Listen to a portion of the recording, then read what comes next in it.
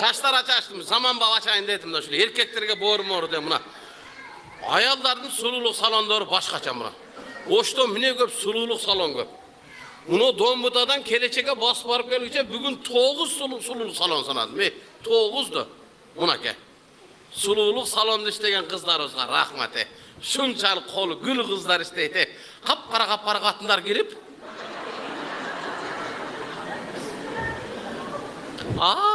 Bak kol çıkıp geçecek. Bağın karıdan murdu kartoşka da menden bir bir öğürdele girip ettiler. Murdun kırdaç kılıp casap. Nerine kal koyup verip koyturmaya geçen. Ben oyladım ama bizim kızlar, bizim salonda kızlar bunda iştey durgan olsa maymuldu 4 günde güye görüyor etmiştiler. Çaşın casap kaldı koyup durup. Salonda salonga girgende ayallar gelinler her türlü jasan otasınlar. Amına kaşыңарды көтөрүп otasınlar.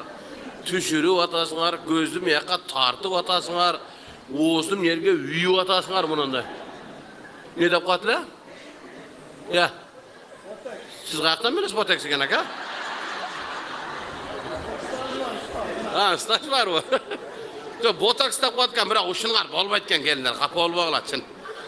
Buna botoks dep koyatkan, buna jalpak til meni düşündürüp beren, jabamda aksakallar oturasa, mындай болуп калат экен. Botoks деген мына жанына келип карасаң, камазга оор жүк-жүктөп койсоң, pakırışka ayrılıp kamer çıkıp kalat, komanda ulaşan da kalat eкен. Bunu bırak bayır ayalların salonu sonu ne? Ayalların salonuna girsen restoran kokşoş, cap jarık.